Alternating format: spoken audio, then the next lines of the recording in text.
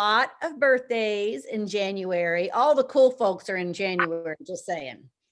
So Stephen Acree, Garrison Adams, me, Michelle Carter, Kim Folk, Joan Griffith, Libby Jennings, Jessica Keeble, Colin Mullins, Lori Nutter, Shalaya. Shalaya and I are like really close in our day. Cheryl Smith and Louis Farka. So happy birthday, everyone. You guys make sure to remember them and reach out because this is our January birthday month. Is anyone on the call that has a birthday? No, just me. Today is Laura Wynn's birthday. Today is Laura Wynn. Was she on there? Mm-mm. Well, we got to get Laura Wynn on there. We missed a birthday. No, it's today. Well, we still missed a birthday because it's January birthdays that we had on there. Crystal, add that to our list. I will. So I just wanted to say thank you. We're moving from 2020 to 2021. Okay. And we have a brand new ALC. And I just wanted to say, you know, thank you to the ALC for 2020. Wanted to acknowledge them on some of their awards. So we have Kayla Fairchild got the Platinum Award for her sales and number of units. Hope Metzger as well, the Platinum Award. We have Nanette Turner with the Silver Award and Dan Calloway with his productivity, the Gold Award. So we are going to be touching base with you guys a little bit later because we have a little celebration we're going to do with you. So keep your eyes open for the emails that come out and the text messages from Shalaya. So now we get to congratulate our 2021 ALC members. And they are going to be serving you and helping you and mentoring you throughout the year. And we have Christiane Gaithright. She is our culture chair. Gloria Chappelle is our technology chair. Laura Wynn, profitability chair. Michelle Vandergrift is our growth chair. Robin Flint is the career development, and she's doing our real estate classes along with Christiane. And Shannon Sims is the safety and wellness chair. So please, when you see them, you know, congratulate them. This is a great honor with Keller Williams. And it's with the top 20%. And it's not all about volume. It's also about culture and giving back. So congratulations. So yay, we have our first closings with Jennifer Roach and Brandy Robertson. Congratulations. And yay, that's right. The first of many. So I wanted to do the key number comparisons. So from January through December 2019 through from 2020, I want y'all to take a look at the growth that we had. This growth is because of you guys. It's amazing. Take a look at that average sales price. It went from 197.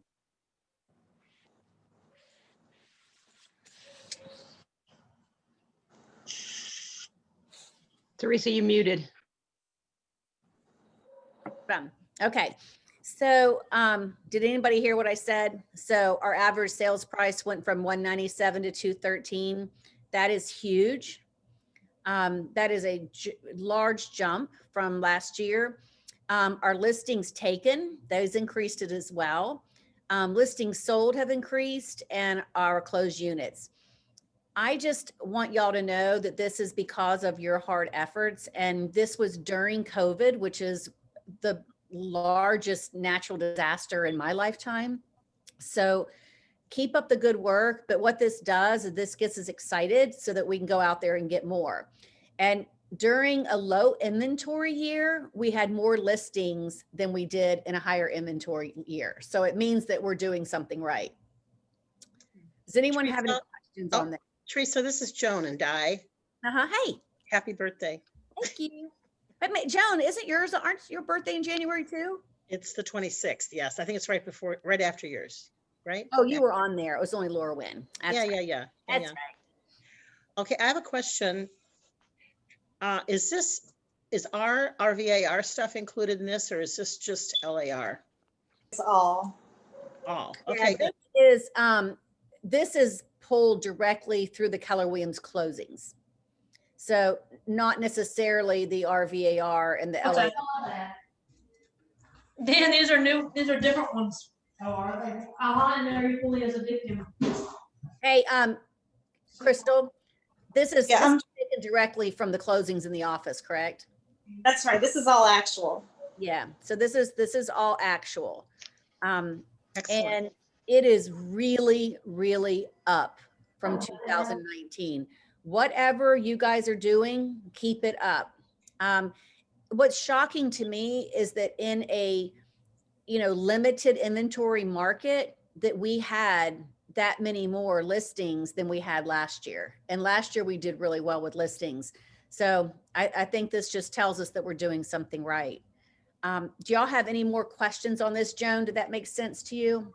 It does. I just wanted to know if it was just LAR or if it was both or how it was set Yeah. up. I know it's- that's always a problem trying to figure it out. Yeah, only when we try to pull our monthlies because RVAR won't participate in that program. But as far as this is actual sales through the office. Is there some way that, maybe you already did this and I missed it. Is there some way that you can show us like who the top people are in our forest office and our office and all that kind of stuff? For 20 Absolutely. When we do our award ceremony, we're going to see it all. We have some exciting ideas for When is that, like in March or something like that? Crystal, the ALC. They're creating it and they're getting ready to have their first meeting next week, Crystal, I Awesome. think the third week. So it is on its way. So, yep, we are going to have everyone look up their volume and what they do. Okay, we were just curious. Thank you. Yep, I know. I think it's great to know where you're at. Somebody is. All right. Somebody's barking. You mute yourself if you're not talking. All right. But please, if you have a question, come back on and unmute. So now we have our broker insight from our favorite principal broker, Carol Massey. All right, Miss Carol. Hey guys, I miss everybody. We miss miss you you all. too. I really do. I had a couple things I wanted to address. Extensions. In the past, when we were extending a listing, which probably shouldn't happen these days, but should you happen to extend the time period on a listing, it used to be, if you got a text or an email, anything that was your backup for it. I'm asking now that if you get a text or an email saying you're extending a listing, do a screenshot and drop it in your dot loop. We've had a recent situation where someone was sick and couldn't take care of their work or for whatever reason, and we had to jump in and we don't have the proof that it was extended. So that is why every single thing you can put into your dot loop, put in there, even if you archive it. So if we need to go back and get it, we have it. So it's not a requirement by law, but it's something that helps us if we need to cover you if you go to the hospital or something like that. Okay. And along with that same piece is I'm asking everybody to look at their dot loop information and make sure all their client information is updated, including phone numbers. I know we all have their email addresses in there, but again, if something happens and you're not able to do your work and one of us has to jump in and take it, we need to be able to get your client's phone number to communicate with them. So please fill out all those details in dot loop on all your clients so that we can help you out if we need to, if there's a problem or something like that. Okay. And we're not ever going to dig through your information and do anything with it except to help you if you're in an emergency. Yeah, and the situation has arisen a couple of times in recent weeks where we've had to jump in. And so and when you're having to backtrack and figure out somebody's phone number and all of that stuff, yeah, we need to have that. If we have it on our, like our brokerage commission sheet and all that, would that be all we need to do? Or do we need to do it both places? No, you need to put it in dot loop so that it's assigned to that person's details. When you go into details on your client, on a contract, that detail information, you're already going to have their email anyway, because you're emailing for signatures. Just ask them, put their phone number and any other information you have Okay? I That's haven't been doing that, so I will pay attention as well. Yeah. It's not something we've asked for before. These are two different things, and it's really arisen because we've had people sick, people out for whatever reason. And I've had a lot of help from Rachel trying to jump in and figure out people's information, and it just would really help us a lot if we have to jump into a situation. So I appreciate that. The third thing that I have is leasing. As some of you all saw who are members in LAR, they are going to be adding rental properties and rental situations into the MLS. And I've had a lot of questions about what does this mean for you guys as agents. What it means is that a company like Brownstone, for example, has properties for rent that they have the listing on, and they can put them in the MLS. You can represent a renter coming in to rent one of their properties. They will pay you a commission. Likewise, if your next door neighbor wants you to help them find a renter, you assign a commission to it. Keller Williams gets part, and whatever firm the leasing person on the other side gets. It's just like buying and selling, but the commissions are a lot smaller, lot smaller. It's nice though, because you can keep those people kind of in your pipeline, and you know Right. when they're, instead of just passing them off and you never see them Right. again, at least you know when their lease ends or it's coming up. Right. It's an opportunity to build relationships. You do not have the ability to do property management. We at Keller Williams do not do property management. There are some agents that have broker's license that have created secondary firms for property management that are not Keller Williams firms. Scott for one, Nanette is another. Trying to think who else has a property management firm. I think that's it, just the two of them.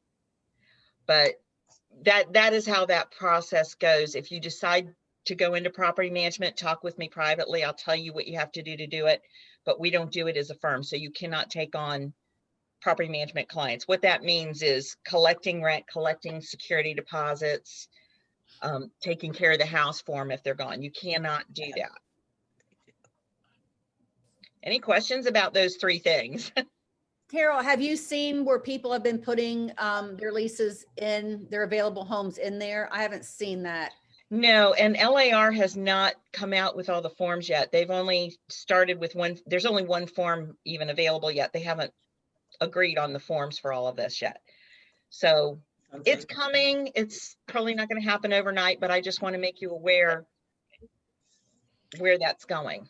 Carol, what kind of documents are you expecting if we were to represent someone renting?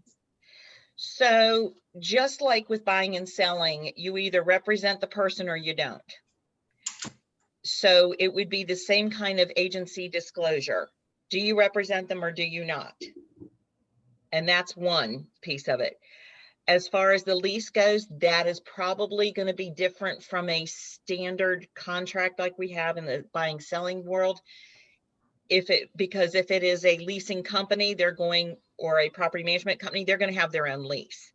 So the lease is going to vary from one situation to the next. There might be a standard lease in there, but it might not be the standard lease. So long story of it, it's going to be a very complex situation. And until we have all the documents and all the information on it, I'm just saying, just talk to me if you have a situation for it. But that's where it's going. We don't even have the forms yet. But just put in your mind, just like it's a listing or it's a buyer, you represent one or you represent the other. Okay. Carol, I have a quick question, and I want to ask this while Joan's on here. She might be able to help. Joan, you listening to me? Yes, I am. All right, I want both of you on this. In Well, our Di's here. She's in incognito. RVAR, it has a coming soon. Hey, there's Di. It has a coming soon in RVAR. LAR doesn't allow it. The state of Virginia, I thought, didn't allow it. So my question is, Joan, we do have an RVAR coming soon. So if I have a property in Lynchburg Can I put it coming soon in the RVAR so it shows up in all the social media? Yeah, you just have to sign, you have to hit a form sign. However, what's going to happen to you is if you get turned in by someone in LAR because your membership's in LAR, you can still get fined by LAR. But if you're an RVAR, you can, right? Yeah. But if you're a member in LAR, you and can't. RVAR. So if you market a property and you're a member of LAR and you get turned in, you But if I'm still not a member violated of LAR LAR, rules. Yeah, but But if I'm Jones, not a not. member, So Yeah. So it's going to be different depending on your membership. so Teresa can't do it because she's in both? I'm gonna dig up that tree a little bit and make some phone calls on that Good. because I just feel like it could, I want to get an answer, and I bet LAR has no idea. They're gonna be like, we don't know. You could put it in under me. Exactly. Exactly. I mean, I'm like, this is ridiculous because, so therefore that was kind of my question. We're gonna dig into that a little bit and see if we can get around it.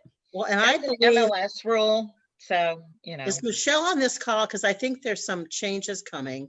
And mhm. she's on a committee, a technology committee in RVAR about coming soon too. So Okay. if she's on the call or if you want to talk to her about it, We'll get with her and then kind of follow up with everyone. I don't see her on here. she was planning to be on, so. I know she was. I'm here. Oh, she's hiding. She's just Yep. hiding. Are Yep. there any changes to the coming soon on RVAR? Because I thought that I was told by LAR that it was a state law, Mhm. but yet RVAR is doing it. So are they mistaken? I mean, is LAR mistaken? I haven't heard any changes, and I just had my meeting yesterday. I wished I would have known. I'll bring it up. I'll ask Laura if you want me to research that. I will find out for you. Knowing Laura, I'm sure she's checked it all out. Yes. Or inside out. I like it when one tells us one thing and the other one tells us the other, and then we can go back and say, well, hello, Well, So- Laura is meticulous about stuff, so I'm that- sure she's checked it out. It also brings up, which it's not exactly related, but it's one more thing I forgot that I need to let everybody know about. So it is now considered a violation of the Code of Ethics to change the price of a listing after it goes pending. Change the price of the listing. like for instance, if you have a house, here's a good example is new construction. You might list it at 400,000. The people put upgrades in it, blah, blah, blah. It ends up at 420. If you're going to change that price, you need to change it before you make it pending. But you really can just put it in the contract and who cares at that point, I guess. Yeah. Because Some normally, people- Purposes for comps. So- Yeah, but normally you don't get paid on it, do you? When it mean, those- doesn't, what you get paid is irrelevant to what is in the MLS. So the reason done for that. this, the I've reason done that, for, but it's like a year later. I mean, sometimes you so, can't change it till a year no, later. you can't change it once it goes pending. You cannot change the price. The reason for this is there has been an issue where, say it was 200,000 and you took an offer for 195, went pending, you then changed the price to 195. So it looks like in your ratios, you're getting 100% of list to sell. That just sounds backwards and shady to begin with. So It is. So they have now made it a violation of the Code of Ethics to change the price after it goes pending. okay. Is there something we can do from a new construction perspective so that the comps are better to actually fill out a form or something? Well, that we on a can- new construction, you don't even need to put it in the MLS until the day it closes, and you do a list and sell and do for comp purposes only. Well, so- you can't do that in LAR anymore. They charge you $150. So you've got to put it in there with a listing agreement.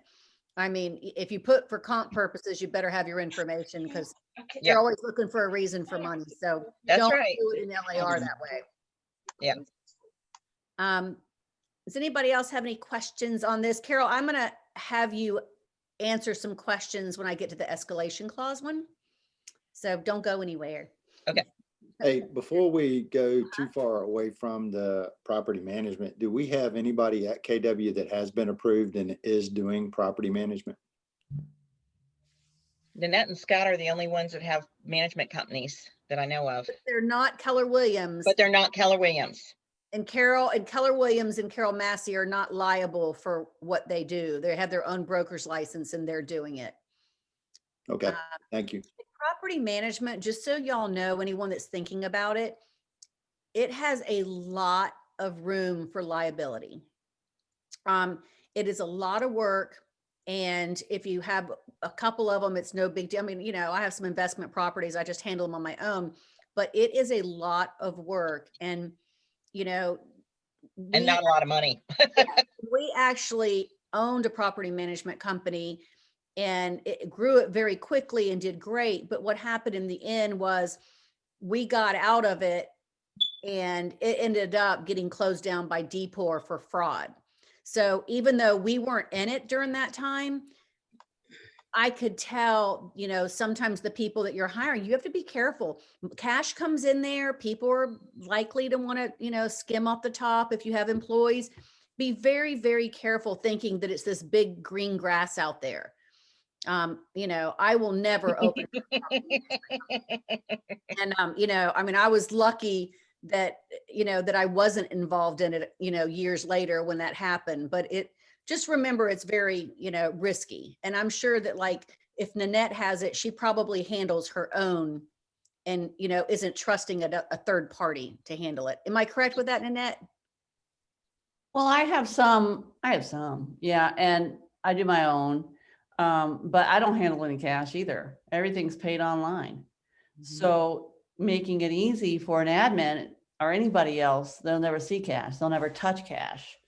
So that wouldn't be an issue for me. And I mean, for me, it's mailbox money, and sometimes I live off of it.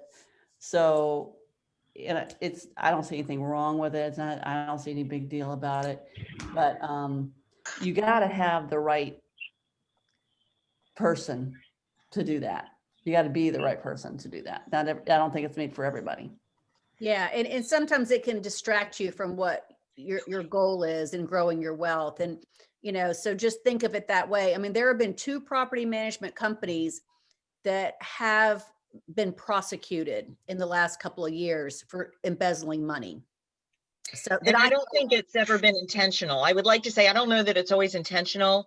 It's usually a commingling of security deposits, or if you're doing property management for another owner, keeping your finances all separate in the separate accounting. That's usually where the problem comes in. Well, the last one was intentional. Yeah, it was. And a lot of money was stolen. I mean, a lot of money was stolen from different, Absolutely. different, POAs. So just if y'all ever have interest in it, go straight to Carol and let her just kind of walk you through the process. Doesn't mean don't do it. It just means, here are the pros and cons. Okay, I have a baby question about that. I'm assuming that we get our check and it gets sent to Keller Williams, and then our brokerage gets taken out also unless we're capped. Same Right. thing as commission. Okay, good. Thank you. I do have one more thing I want to tell y'all before we go into the training. We've had them on here a couple of times and we've been discussing the warranty company. And of course, I forget their name every time. Oh, America's preferred warranty. So they are awesome.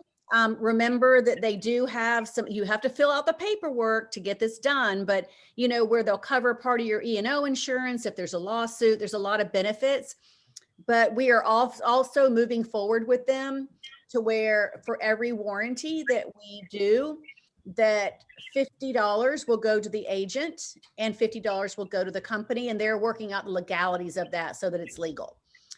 We'll get with you on that, but if anyone needs their information, please let me know. He's awesome. He sponsored our Bold last year and he's been on a couple of our calls. So if anyone has, $50 is not going to make you rich, but if you sell 10 houses in a month, that's a nice little passive income coming in.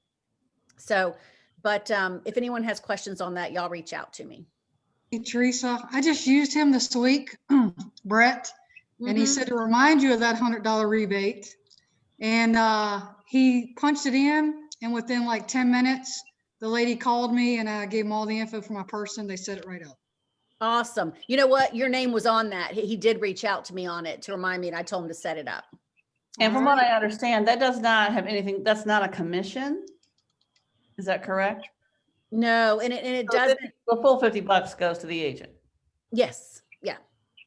Yep, absolutely. And I mean, it's just nice, I mean, like with my team, what I'm doing is like, half of it's going to them and, they all share it and they can, put the money in a pot and do something special. So it's just a neat little thing, just a little added bonus. But the difference is too, is they're awesome.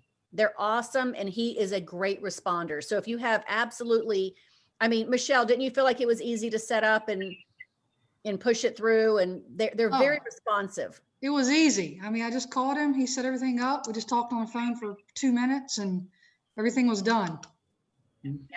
Not only that, I can text him in a second if one of my clients has a problem. He will respond so quickly back. So if anyone has any questions on that, just let us know.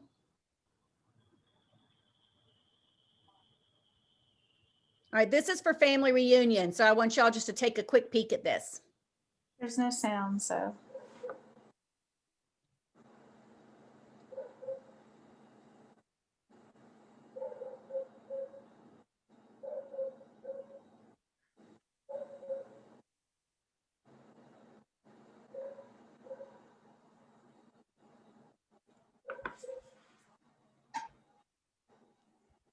I don't know about you guys, but I've done virtual and I've done in person. Some people just need the in person and they love it, but I love, number one, the price of family reunion and not having to get a hotel and airfare and all of that. And to know too, that if I miss a training, I can go back. Crystal, do you know how long they're going to hold those classes? Was it 60 days? Yeah, 60 days, 60 to 90 days. And you can, that information will be downloadable right like 2 weeks after. Like- So you can go ahead and participate when it's there. That's kind of exciting. But, when I've gone in person, the thing that I didn't care for is my classes would get filled up and I couldn't find my classes because the place is so big. So now I'm able to pick and choose what I want to do. And if there's two at the same time, I get to go back and watch the other one. So, Crystal, didn't I just find out today that after 15 tickets, it's $80? Is that right? Yes, that's what you need today, in a bundle. So right now, We're so- checking on it. The most it's going to be is 120 and we might be able to get them for 80. So anyone who doesn't have their ticket, please get it. I mean, this is your opportunity to do family reunion. We're normally you end up spending $2,000 to $3,000 because of all the travel and hotel, and you get to do it for, close to $100. It is just a great, I mean, what they go through, $80 is a group buy for 15 tickets. Thank you, Scott.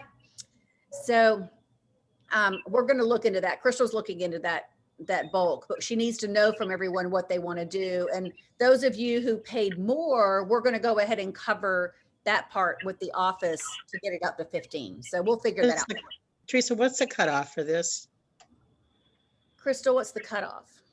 I'll have to check on that, what the cutoff is for the bundle. I'm not sure about that, but I'll get. But the bundle is anything over 15, right? Yeah, but I want to see if there's a cutoff for the 15, the bundle. If you have to put by a certain date in order to get the $80 group So price. anyone who is on this call, if you want to join family reunion, tell us right now. Crystal and Shalaya will write it down. And let's not stress over the money right now because we'll go ahead and do it, but we want to go ahead and get your tickets. And that way you're covered. So if anyone knows, or you can text Shalaya. Text me. Guy, do you and Joan want to do it? Was that both of you? No, it's just Joan. It's just me. What about you, Michelle? Like anyone who hasn't signed up, just let us know. A group of us already have. There was a post on the Facebook page last week. Yeah, I think I'm signed up. Yeah, I think you are too. So we'll figure that out. But if anyone is interested, go ahead and put Joan on there. I just want to make sure that no one misses the opportunity. And I think Krista Layton, we were talking, she's the one that brought up the $80. So let's just go ahead and get everybody on there and we'll go ahead and order some tickets because I know we'll end up having some, but don't take that for granted in case we run out. So if anyone wants to do it, let us know. And I want to reiterate this with Ignite and with Family Reunion. People will be like, oh, I already did that once. If you are not where you want to be in your real estate career and you are not heading toward your goals and your retirement and your passive income, then it doesn't matter how many times you see it. I learn every single time even if I take away one thing, it is worth my time. And it's hard. You're like, oh, I'm so busy, I don't have time to do it. I can guarantee that if I have time to do it, everyone has time to do it. Make the time. It's very important. So I hope to see all your smiling faces on there. With wine. Oops. Drink more Maybe I'll margaritas. cry. Okay. So, I heard you, Joan.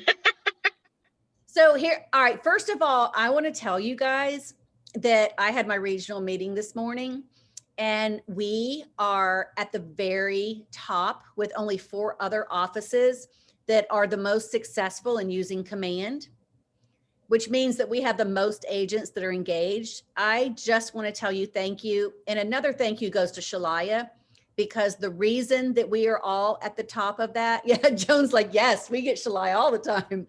And it's because Shalaya takes her time to personally train people.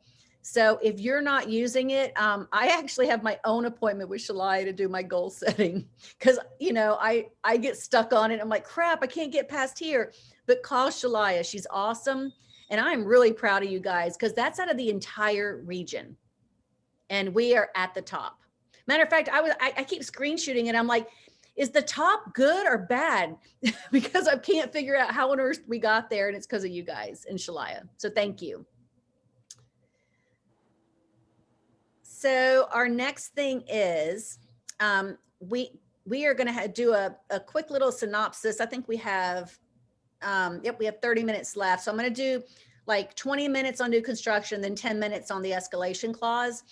So our first thing is we have TJ on here, and I've had a lot of people requesting information on how to do new construction, how to write a contract. So the first thing that we have, and TJ is going to go over that, is the financing. So McLean, not every lender does new construction financing. They might do financing to buy a house under construction, but for a custom build, a lot of lenders don't, but McLean does. And so TJ is going to walk us all through this. You ready, TJ? I'm ready. Hey guys, good to see everybody. Hi. So yes, I get asked about new construction loans a lot. And so I was really glad when Teresa reached out. There's some, great information that I think it would be helpful for everybody to know, just so that way you guys can help direct your clients the best way as far as construction loans.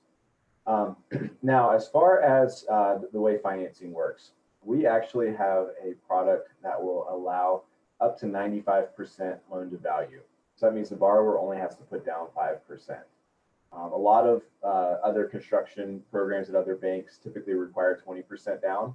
So it's pretty cool that we have such a low down payment requirement, which is very helpful, especially for younger families that are looking to build their first home or things like that. So it comes in handy very often.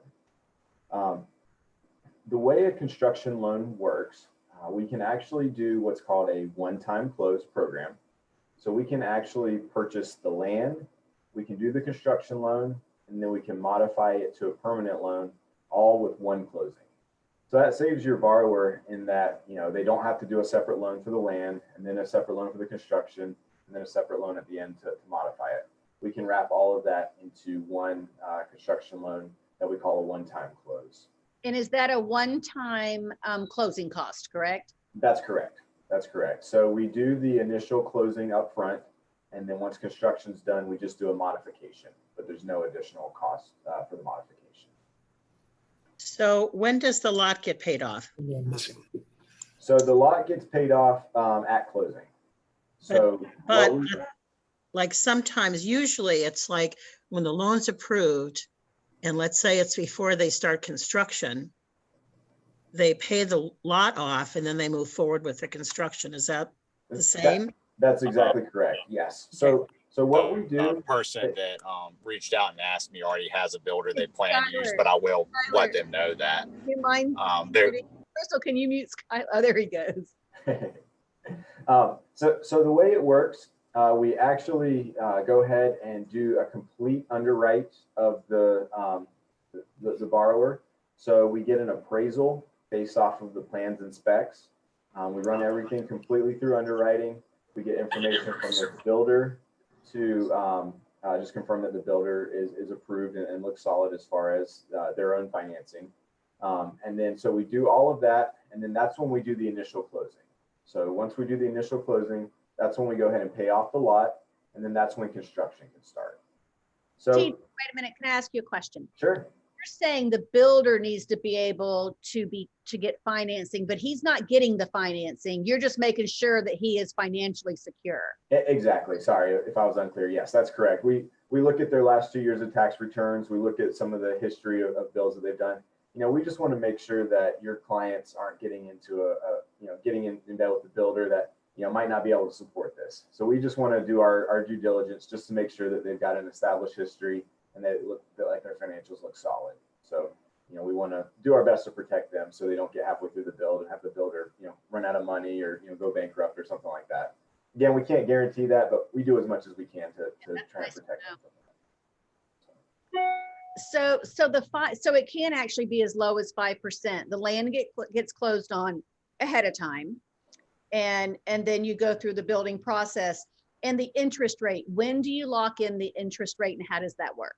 Yeah, that's a great question. So we've actually got what's called a rate cap.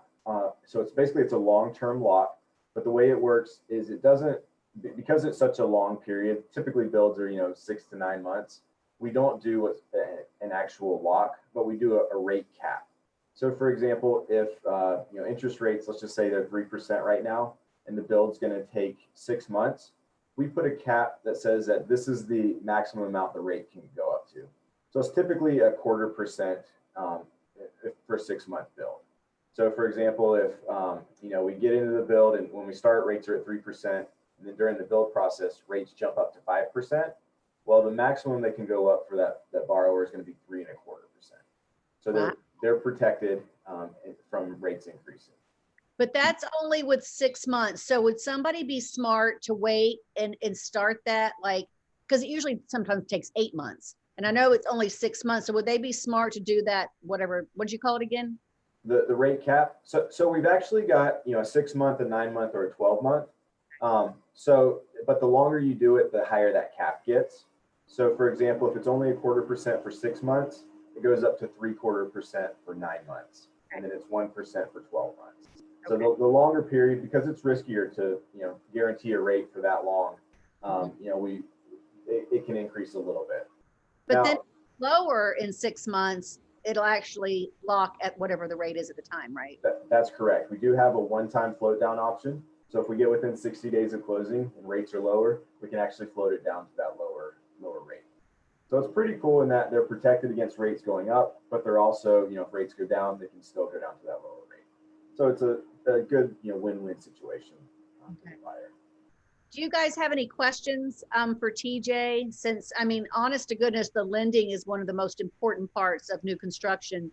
And if you're going to represent clients in custom build, it's very, very important, to have this information and this knowledge. So do you have any questions? Hi, Teresa, it's Tracy, and I do have a question for TJ, and it may be a dumb question, so forgive me. I have some clients who are interested and they are veterans. Is there any VA package that works with new construction, or are these loans separate in and of themselves and would not have any veteran benefit for the loan? That's a great question. Unfortunately, we don't have a specific VA program for new construction. What we can do, and we've done this in the past, is if they're able to put the funds down up front, the 5% for the construction, we can actually do, instead of doing the one-time close, we can do a 2-time close, to where we do the construction loan up front, And then at the end, we can refinance it as a VA loan. So that's, what works out sometimes, although that option isn't as good as it used to be, because VA used to allow for 100% financing, so they could actually get all of their money back on a cash out refi. Now on a cash out refi, VA will only let you go to 90%. So it's not as common as it used to be. In the past, when the VA would allow 100% financing on a cash out refi, we would do that more often. Now that they've reduced that, most of the time people just do the 5% up front and do the one-time close option. But TJ, 5% up front, I mean, that's low. I'm used to people putting 20% down on new construction loans. Yeah, and a lot of times, even the builders want 10% down. That's what I've seen pretty common. So, our requirements are often less than what the builders are even requiring up front. So. But if they're doing a loan and they're actually getting the financing themselves, then the builder may be less likely to want that money down because they're not putting their neck out there in any way. That's correct. Yeah, sometimes they may reduce their required deposit for a custom build, depending on what you can negotiate for your clients. Tracy, does that make sense? It does. Thank you. I hope that will work for them. So that would bring us to the next thing. So Tracy, ask me some of the questions that you were asking the other day too, for the new construction. I guess I don't understand the options. So like when we see it in the MLS, somebody calls and says, hey, I want to do this new construction. And, of course, there's not much for them to see. They've not started the process at all in figuring out their financing. How do you know which ones the builders want to finance and how much, I don't understand yet. You talked about builders financing, they need 10% down. And are those specific kinds of listings versus ones that are out there that, they need to contact TJ to get approval for? So most builders are not going to finance a complete custom build. Occasionally they do, but I would be very, very careful with that. When a builder finances a custom build, they just don't go through what McLean's going to do. So, if McLean is going to make sure and vet that builder, all builders are not created equally. And for instance, if a builder says, yeah, I'm going to build that and this is the price, the problem is some builders don't know how to price something. They get partway through building and they run out of money. So, and then all of a sudden they've taken all the money, that you would want. And same thing is why they vet them with McLean, because builders will take all the money and then they leave the house and it takes more than what they took to finish the house. So I just don't think it's a good idea for someone, and I don't even know why they would, for someone to have a builder build without them getting their own construction loan. Number one, they're going to put more money down because any normal builder is going to ask for 10 or 20% down, and normally it's 20, whereas McLean can do it for 5% down. So it doesn't really make much sense. What happens though is people are terrified of new construction loans. I don't know why. It's like they're not that hard, but people are afraid of them. So, that's just what happens is they're just terrified and they get nervous. And, but if you just have them talk to TJ, let him calm them down with that and help them understand. When you tell somebody you have to go get a construction loan, they're like, oh, I'm going to go find a builder to do it. But it doesn't make any sense because they pay more for the builder to do it. And then they have to go find a builder who will do it. And it's usually not the best builder. Yeah, that makes sense. That was the process. And then I get a lot of people to say, well, I'm going to buy some land and then I'm going to get some plans. And so walk me through again the process, like these people that just have the dream in their eye, and because there's nothing in the market right now, everybody's like, oh, well, we'll just build, we'll get some land.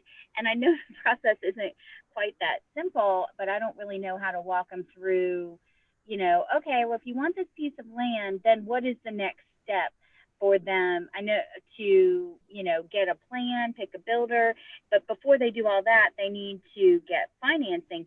At what point do they need to talk to TJ? Is it when they're going to buy the land?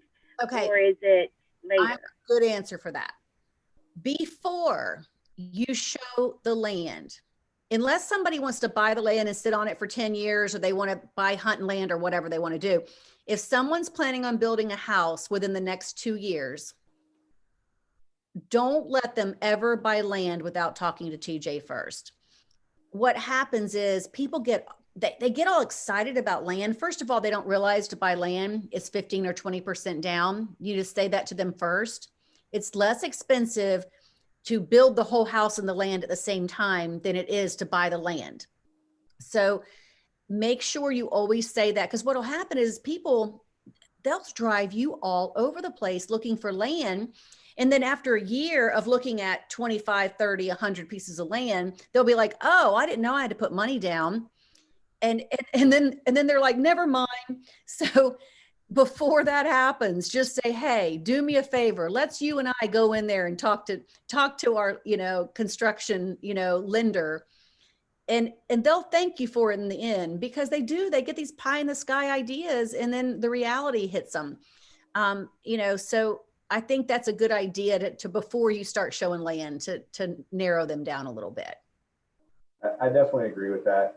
And you know, it's one of those things where, you know, if they're not planning on building on it right away, then they are probably going to need to go ahead and get a land loan. And, you know, like Teresa says, usually 15 to 20% down for the land loan. But if they are planning on, you know, going ahead and buying it and building it right away, that's when we can go ahead and wrap everything right into it. And it just makes it so much easier, because it all gets wrapped into, you know, the process. So it all just happens as one loan, and it takes some of the headache out of their off of them.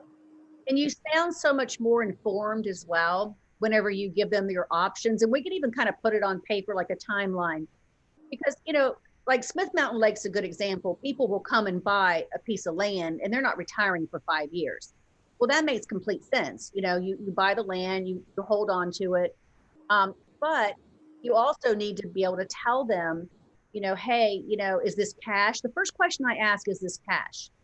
A lot of times they're like, oh my gosh, no, are you kidding me? And then I'm like, okay, well then let's discuss the land and what it entails to purchase land. But you've got to get that word out of your mouth, it's 15 or 20% down, because that can create reality real quickly, depending on the price of the land. And then is when you tell them, but I can get you with someone, and if you build and buy at the same time, it's only 5% down. And TJ, tell us a little bit about that 5%. Like, what are the qualifications they need? What do you mean as far as like just qualifying in general? Yeah, like if they're going to do 5%, is that based on a certain type of loan? Is that conventional? What is that? Yeah, that's a great question. So yes, it is a conventional loan. You know, we do have, I believe 680 is the minimum credit score will go on that. And construction in general. So we have to have at least a 680. Again, because it's a riskier product, you know, there's a lot that goes into it. You know, we want to shy away from lower end credit scores on the construction piece. Again, yeah, 5% down. If they do 5%, there is mortgage insurance, you know, which is very standard. Again, we've got the long-term rate cap, so that way they're protected as far as the rates go. You know, debt to income ratio is very similar to what we would expect on a normal conventional loan. It's essentially a conventional loan, just, you know, with the added twist of the construction in it. So there's not a lot of extra overlays other than the credit score. Okay. I'm going to talk real quickly now, and Tracy, you're the main person that really wanted to know this, so I'm going to stop me if you have another question. But when you create a new construction home contract, a lot of people have that question. It's a little bit different from a house that's already under construction and you're selling that house. A total from start to finish is a very detailed contract. It's not that it's hard, but you really want to protect your client. And absolutely, we got a question from Gloria Chappelle here in a second. And you absolutely want to make sure that you have every single detail of what's going in that house. Do not just allow them to give you a cabinet allowance. A builder can give a $5,000 cabinet allowance and then they go and find out the cabinets have to come from Walmart and they're made out of cardboard. I've seen it happen. I've done a lot of new construction, custom home building. If you get that situation, bring it to me and I'm happy to walk you through it and just maybe show you some contracts that I've done in the past. I don't care. You can duplicate them, you know, copy and paste them, whatever you do, but just make sure that your client is protected. A lot of times they think they don't need a realtor for new construction or for, you know, custom building. They need you a lot more than they realize they do. And they probably need you more than buying a regular house, or they're going to get themselves in a pickle. It's a very complicated process, so it's definitely helpful to have somebody that can walk you through. One other thing I wanted to mention, going along with what Teresa was talking about with the contract, right now lumber is like gone up double or triple, what it was. So it's something it's very important for them to protect themselves in that.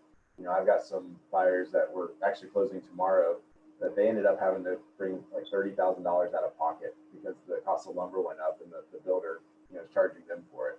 So it's something that's very important, that they negotiate that out in there to where they don't have this big surprise. I mean, thankfully this this couple was able to do it, but if you had somebody that was only putting 5% down and didn't have that extra money and the lumber went up that far and then the builder wanted to charge them for it, I mean, it could get you in a bad situation quickly. So are they able to finance that into their loan, or do they have to come out with cash? They could have financed it in the loan, but they had the cash to do it, so they just went ahead and paid cash for it. But it's just one of those things where, I mean, if you're already at 95% loan to value, and it goes up that much, you might not have room to build that into the loan amount. And when people are wanting to build, please tell that story, because it's always more to build and it is riskier because, again, like TJ said, I had a builder that built 2 houses. He framed one, they're almost the same. He framed one house and then, 3 months later, he started the framing of the other house. The other house was 15% more in framing materials because right in the middle from him doing the one and moving over next door, and it was next door. So, just like that, within a 3-month period, maybe 2-month period, all of a sudden, that's how much more it was. So these are things just to remember. I'm not saying don't build, but just, have them talk to TJ. It's so much better for them to get all the knowledge and then they know what to do. Do I now want to buy an existing house or do I want to build? Gloria Chappelle also put a little note on here. Thank you, Gloria. To make sure if they do buy land, do your due diligence on the land. If you write a contract, you need to have a 30 or 45 day or whatever soil study period if they don't already have the soil work done. I had a client call me. They went and bought a lot and didn't call me when they bought it. They thought they were going to get a good deal going directly to the seller. It was a developer. And the lot needed a alternative septic system. So not only did they buy a lot that in my opinion was overpriced on a main road, now they had to put a $22,000 treatment in it or system in it, alternative, because it didn't perk. There's one, I just had somebody call me the other day. They're like, ooh, look at this deal. I want this lot. And I'm like, well, hold on. Every lot in that neighborhood has sold for $60,000. That one's $30,000. I said, there's probably something wrong with it. Or the developer who is a builder wouldn't be selling the lot. Yep. That one had an alternative system as well. Can I add to that? That even if they have a perk test from 5 or 10 years ago, doesn't mean it's valid now. Had the same situation where I was selling a lot, had a perk test 10 years ago, it was fine for a 4-bedroom. Lo and behold, fortunately we did a perk test and it had a spring underneath it. You couldn't even put an alternative on it. Saved my client a lot of money. Exactly. Yeah. It has to be a valid septic system. So, you like can't 18 months old max. Yeah. Yeah. Don't have one from 10 years ago. Just because a subdivision has all these houses in it, and then there's this one little pretty lot left, it does not mean that it's going to perk. So, if you're ever in doubt, just let us know, because, ask someone. because someone's probably always had these situations in the past. Does anyone else have any questions on this? I just want to run over the escalation clause real quickly before we sign off. This won't take but a minute. Can I ask TJ something really fast? Sure. What does a pre-qual look like if I'm going to be, like, I have a waterfront lot that probably is going to be coming up for an offer. So do they talk to you first and get a pre-qual for some giant number before they actually write the offer, or how does that work? So I guess it's going to depend on, a lot of times what happens with the land, like Teresa said, you typically write a longer contract for the land, just so that way we've got time to not only get the land under contract, and then we've got to get a contract with the builder. And then it typically takes us about 45 days or so to get everything, once we get the contract, to close, just because it's a little bit more complicated process with the construction. So typically I recommend, writing like a longer land contract. But if we did it for 90 days, let's say, and could you do a pre-qual for like a giant number for them that they're qualified for? I could, yeah. So you would basically, run everything through the system, and we would write the pre-qual for the amount that they're going to be, building the home for. I guess I could give you a pre-qual for a lower amount if you needed it, but we'd probably do it for the entire amount that they're going to be for building the home. And then it would be based off of what they qualified for. And their credit score and all that. Okay, thank you. And the first thing is, the first line of action is meet with TJ, then get a builder and get a floor plan and get a price on it, then look at the land. People go and buy land first and they find out they can't afford the house. So when you get your pre-qual and you're like, okay, you're approved up to $500,000. Then you get a builder and you find the builder you want. I always say get 3 quotes. Don't take the highest and don't take the lowest. You always want to take somebody that's, if you get 3 builders in the middle, that's what you want. The lowest is not good. It means something is wrong. So it is a red flag. So when you do this, then you're like, okay, I have enough money for $100,000 for my lot. But then most people find out they have enough money for $10,000. And then they realize the reality of building. So you need to be that person for your, for your client. And the more knowledge you give them, the better realtor you're going to be. And they're going to send you people. They're going to be like, oh, call this person. They know everything about it. So please go through that and don't just go selling people a lot. Yeah, you get a commission, but they buy this lot and then reality hits them. Now, if they are wealthy people and they're buying a $500,000 lot at the lake, for instance, they probably have the wealth and they know what they're doing. But our normal people that are out there, they're like, I have 400,000, to build. Please start with TJ, then the builder, and then the land. So they know what they're looking for. Otherwise, you're going to run yourself ragged. So any more questions on this before I do? I'm going to do a really quick synopsis on how to win a buyer with an escalation clause. Thanks, TJ. Thank you, guys. Joan, you can help me with this too. I could not find an escalation clause in the loop for RV. It's an addendum for LAR. Yeah. It's probably just doesn't say escalation when you're searching for it, but I just want to tell you, with our new market and where we're at, the escalation clause, I've written at least 15 this year, and the only one that I lost was 1. So when you're writing these and you have a client and you tell them, look, first ask the agent, have you had any offers yet? If the agent says, yes, I have 3 offers coming in, you know that you are now in a bidding war. If your client wants to offer, 5,000 off and get closing costs, they're not going to get it probably. So you need to be honest with them and say, how badly do you want this house?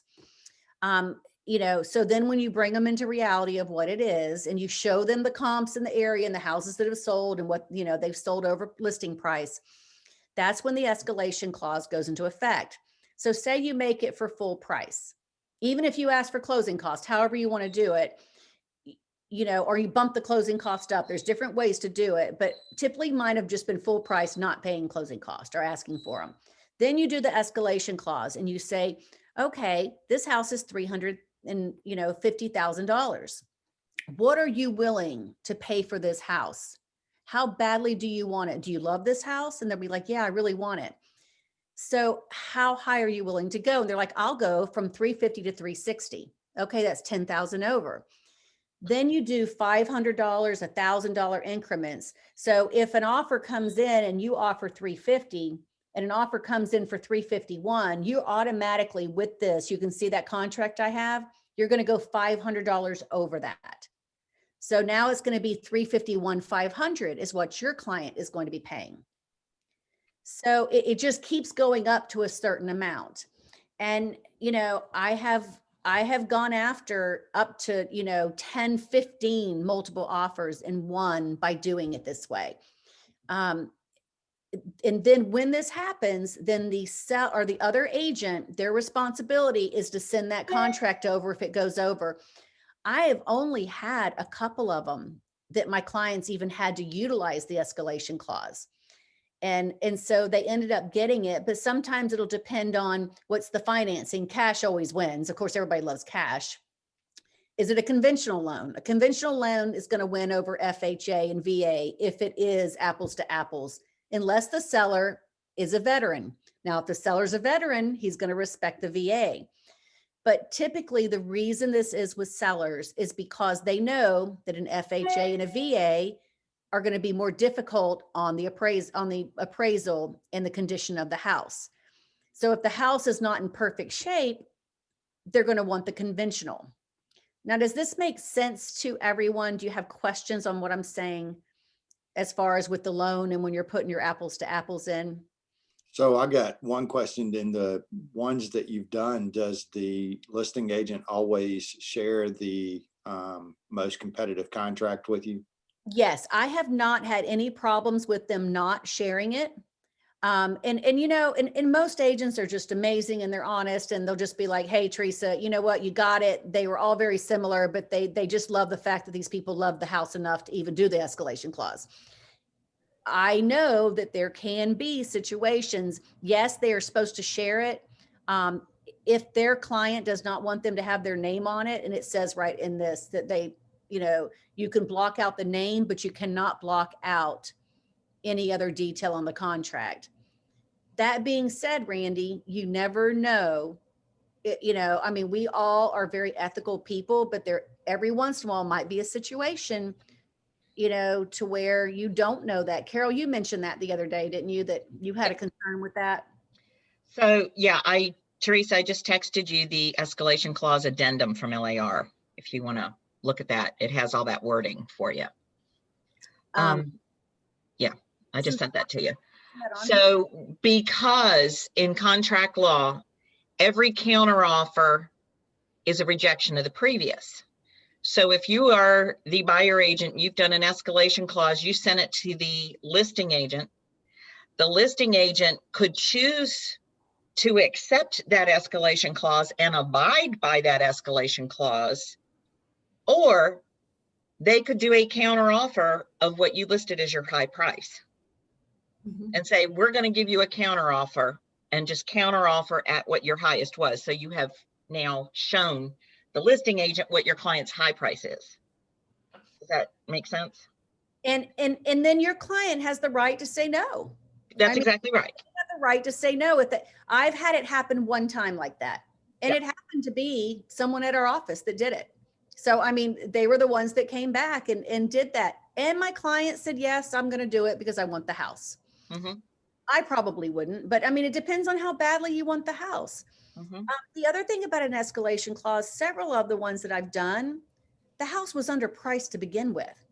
And one reason why people get multiple offers on houses isn't always because we're in a tight market. A lot of times it's because the agent has undervalued the house. And the minute everyone starts seeing a house undervalued, they're going to start doing these aggressive, you know, offers. And sometimes the agent does it on purpose because they know it's going to drive up the price of the house. So clients are always like, oh, I can't pay more than what that is because this is what they offered. But if you can show your client that this house really has more value than that. The other thing is the appraisal. I do not ever waive the appraisal unless it's something like a distressed property or, sometimes it's an investment type situation and you're not going to do an appraisal anyway. It's a cash buyer. But typically, if you're buying a nice little $350,000 house or something like that, make sure you click that retained appraisal valuation.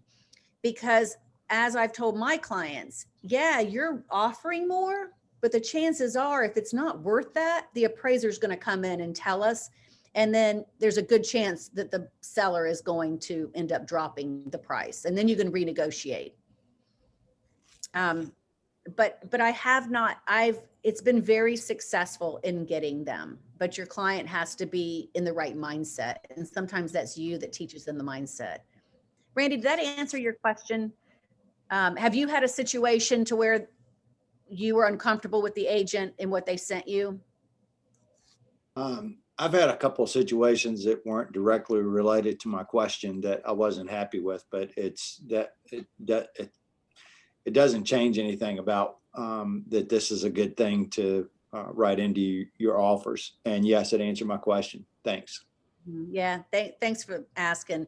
It's just if anyone gets into this and they have a question and they need help, feel free to reach out to, Carol's there, Randy's there, any of your mentors in the office, I'm here.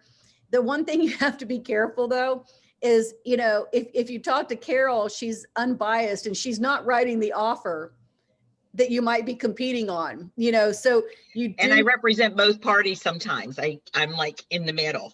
Yes, but like if you call me or Randy or Joan or, one of us might be the other one on the other side. So, that's the other thing too, is you want to make sure that when you do ask the question, and if you ask, you could ask me outright, you could ask Randy outright, ask Joan, ask us outright and say, are you in the middle of a negotiation on this deal? If one of us are, then go to Carol, so, just know that you can ask that question and we'll be honest about it. The other day I was showing a property and in the middle of me showing the property, 2 other Keller Williams agents were there showing the same property because it's a HUD home and it's a good deal, so I just want y'all to know that always be respectful when it's another agent, but your ultimate goal is to get that house for your client. Can I add one more thing about on the addendum, that it's very specific that the price difference is on the net, not on the gross. So if you're asking for concessions or closing costs, that is subtracted because somebody else might have a different offer, but doesn't have closing costs. So the difference in your contracts that you're competing with is based off the net. Yes. So if it's $350 and you've asked for $5,000 in closing costs, it's really $345. Yeah. That's what you're saying? Okay. Yeah. Does anyone have any questions with this? It's a great form. If you're losing out in offers, with offers, please get it out, but understand it and know that we're here, to answer any questions. I just want to make sure that y'all have a fair playing ground when you're out there. And LAR is the only one that provides a form. I don't think RVAR has one. And I know VAR doesn't have one because I talked to an agent this morning about it and I had to send it to her. She's not in LAR.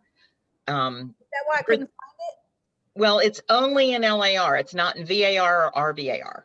But all right, for instance, if someone at the lake, our lake office wanted to use that form, can they just pull the LAR one over to their RVAR contract? I would copy it or somehow take all the markings off it and use it, but you'd want to use it without the little LAR thing, because if you're not a member of LAR, you could get in trouble for using it. You're saying like you could actually take the information and put it on an addendum. Yes. Yeah, Carol, that's what I've done. The few that I've done, I just put it either in other comments or do an addendum. Yeah, just check all that wording out because LAR did a really good job with their wording on that one. So this is our last thing this is the part I wanted you for, Carol. Can you start at where it says, the part at the bottom? So like listing firm shall provide, selling firm, we know that part, but the part right there, seller may not block out any any terms contained in such bona fide written offer, except for the purchaser's name, but only the purchaser and seller listing firm. All right, upon request, explain that paragraph. Okay, wait a minute. I've got to pull it up now. Yeah, it's Hang the on a sec. last paragraph, basically, of that part in line item 1.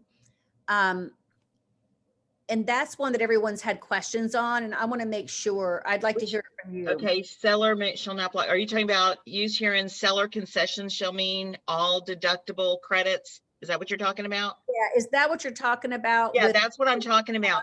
So say one agent offers $350 with no closing costs. And the next person offers $360 with $15,000 in closing costs. Well, the $360 offer is actually less because of the concessions than the $350. And remind your clients, you have to say that back to them. So they always say, oh, but I offered full price. And you have to say, like, if it's a $350,000 house and they ask for $10,000 in closing, you have to say to them, and say it over and over, say your $340,000 offer. And they'll be like, no, I made a $350,000. And you're like, no, because of your closing costs, the seller is getting $340,000. And the more you repeat that back to your client, the more they'll get it, because they, for some reason, think those closing costs are free. I don't know who they think's paying. They just magically appear in the air somewhere, and they Has nothing to do with anything, but but you always want to repeat things back to your client in a very respectful way. I mean, you don't want to be smart, but when you repeat things back, they understand them better, and they get what you're saying. Yeah. I think that addendum just is worded very well because it's very, very specific. So, you know, VAR and RVAR and Richmond and Charlottesville, any of the other associations, you'll have to find a way to clip it and PDF it and whatever. They're all going to have different things that, one piece might be better, just like you don't want to write a lake lot, contract on LAR because we don't have anything in there, nothing about the dock and nothing about the lift and AEP inspection. So, use the one that's best for you. So does anyone have any questions? I want to make sure that everyone is going to come back and join me at 2:00. Y'all go get a break and join me for 2:00. Be patient with me. I have not done this program before. So we're going to do the Ignite together. But even if you've done Ignite, I don't care if you've done Ignite 10 times, unless you have reached your goals in your life and you are at the capacity of where you want to go, please do it again, because it's a great class and it has new materials, but it also has materials to make you remember bad habits that you've gotten, to correct those habits. And trust me, I think we all have them. I have them because I don't block my time to do the things that I should. I think we had a few questions. Let me make sure. I have a question too, Teresa. Okay. Quick question that doesn't deal with the escalation clause. I'm sorry about ignoring the Ignite for a second. But on the escalation clause, I am wondering if you all have a formal Keller Williams form now for that septic situation that I know Carol shared with us a while back, but it wasn't like on letterhead or anything with Keller Williams. Is there anything out there electronically that we can do to put one for the buyer when the septic changes took place? So the LAR contract now addresses it. It gives you the option of choosing what you want to do. The more recent LAR contract has to choose this or this or this. You mean pumping the septic? You mean as far as the inspection of the septic? Yeah, and if you choose to have a previous inspection or a previous, emptying of the septic, forego an inspection, you can write that in. But it has now the option of, do you want a visual? Do you want a probe? Do you want this? Is in the contract. And that actually, just so you know, where we're going with that in the next 6 months to a year, of course, LAR is always like behind. That is all going to be moved into the full inspection phase. Your termite, your septic, all those inspections, all going to be moved into the inspection phase, and it's going to be negotiable who pays for what. And- Right, that's what I thought was happening. Okay, Yeah, good. it is. So you can put it in there and then the seller can say no. But I want to reiterate this.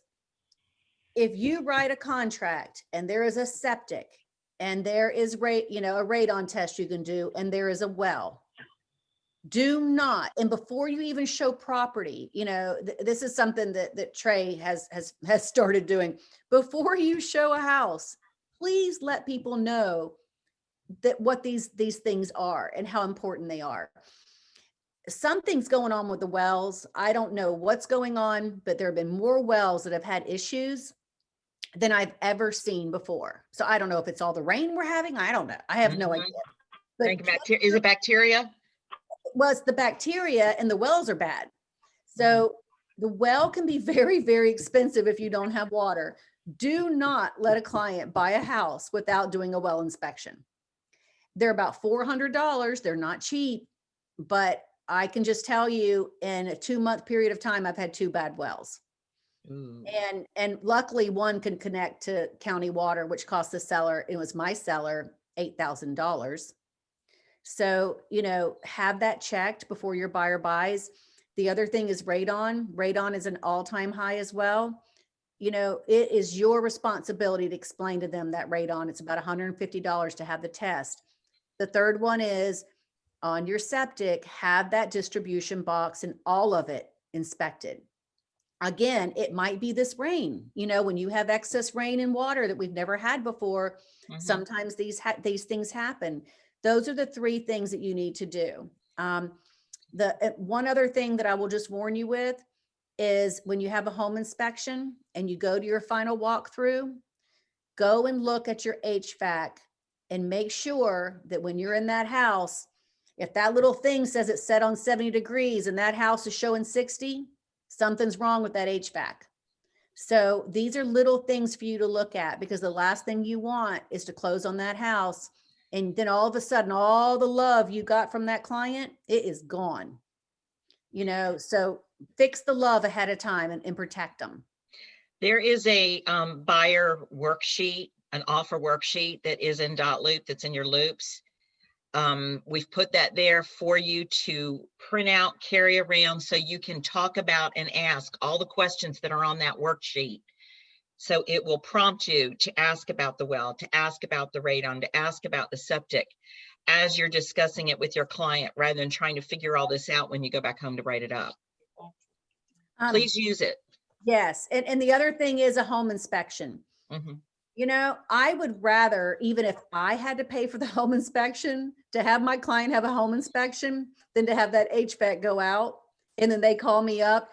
Somehow or another, things always seem to trickle back down to us as agents, because either you help them pay for something or you don't and they hate you. So remember that sometimes try to get the seller to get the home warranty, even if you have to say, hey, other agent, let's all share it. Let's all 4 of us share it. There are ways to protect your clients. And you know what? If something happens and they don't renew after a year, they've been there for a year and you're not going to be on top of mind. But if they close on that house and 90 days later something breaks, it's always your fault. Everything's our fault. Always. So Always my fault. It's always my fault. yeah, always. And you Always. want the love. So, if there's anything else, and if you guys have any topic, like, Tracy Ellett had asked about the new construction, if y'all have a topic, we're going to do less things in our sales meeting, that are just going through things and more of this. So if y'all have anything that you have questions on, or you need, or you would like addressed, please let us know. And remember, if, anyone is doing anything, like at Smith Mountain Lake or a property like that, if you have questions, we have great agents over there. And, you can always go to Carol, but sometimes you go to the best source. That's what I do. It's, when I have a question, with I am the best source. Yes, she is. Yes, she is. Always.